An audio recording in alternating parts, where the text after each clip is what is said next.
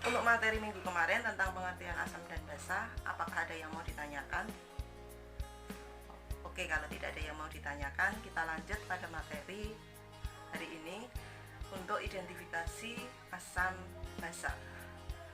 Untuk pembelajaran kali ini tujuannya adalah kita melakukan identifikasi suatu larutan asam dan basa, dan metode pembelajaran yang saya gunakan hari ini, kita menggunakan metode discovery learning atau penemuan. Apa sih metode discovery learning itu?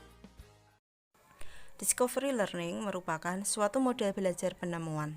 Diartikan sebagai proses pembelajaran yang terjadi ketika siswa tidak disajikan informasi secara langsung, tetapi siswa dituntut untuk mengorganisasikan pemahaman informasi secara mandiri. Kita masuk pada inti materi pada kali ini tentang identifikasi larutan asam dan basa.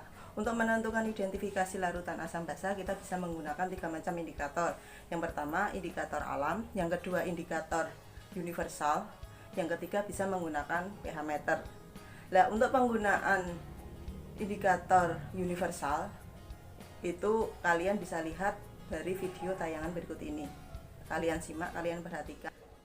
Larutan asam basa dengan kertas lakmus dan pH meter.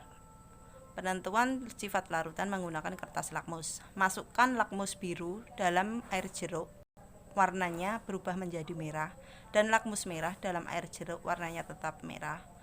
Lakmus biru dalam air sabun, warnanya tetap biru. Lakmus merah dalam air sabun, warnanya berubah menjadi biru. Lakmus biru dalam air cuka, warnanya berubah menjadi merah. Dan lakmus merah dalam air juga warnanya tetap merah. Lakmus biru dalam aquades warnanya tetap biru. Lakmus merah dalam aquades warnanya tetap merah. Air jeruk bersifat asam karena memerahkan lakmus biru. Air sabun bersifat basa karena membirukan lakmus merah. Air cuka bersifat asam karena memerahkan lakmus biru. Aquades bersifat netral karena tidak merubah kertas lakmus. Air jeruk mempunyai pH 2,3 diuji dengan menggunakan pH meter.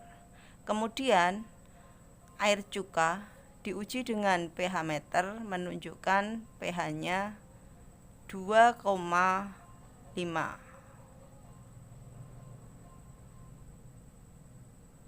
Untuk aquades diukur dengan menggunakan pH meter, pH-nya 7.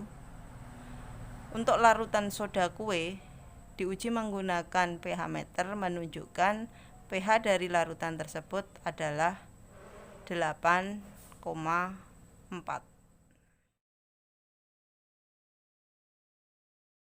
Setelah kalian simak video tadi, itu adalah salah satu contoh penggunaan indikator universal.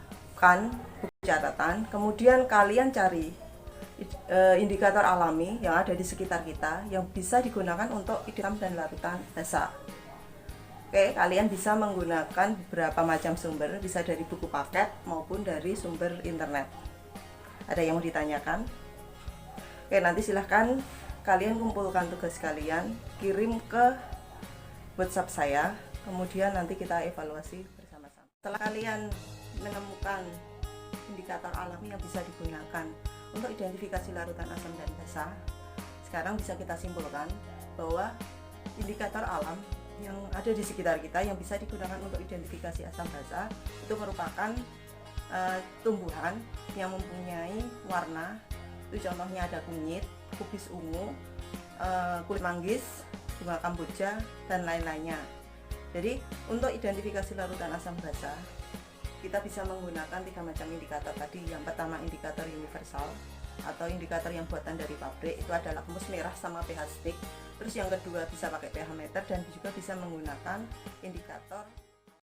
Ya, mungkin sampai di sini ada yang mau ditanyakan. Oke, kalau tidak ada yang mau ditanyakan, pertemuan kali ini kita cukupkan sampai di sini. Terima kasih, selamat belajar, tetap jaga kesehatan. Sampai jumpa minggu depan pada pertemuan. Kita nanti akan membahas untuk menentukan kekuatan suatu asam dan basa. Oke, terima kasih. Assalamualaikum warahmatullahi wabarakatuh.